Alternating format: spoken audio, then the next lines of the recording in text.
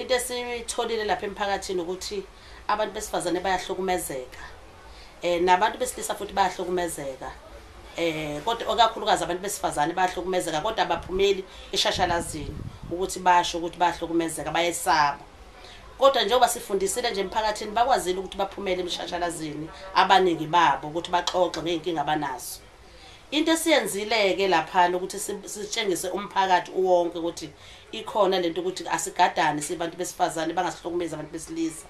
Senze into efana nokuyagijima sabe sigijima emphakathini sancanca kakhulu abantu besilisa beze nabantu besifazane babo ukuthi babamba abantu besifazane babo babaphuthane ngoba besigqugquzela kakhulu uthando nokuthandana into esiyibona ngathi iyashoda manje emphakathini wethu.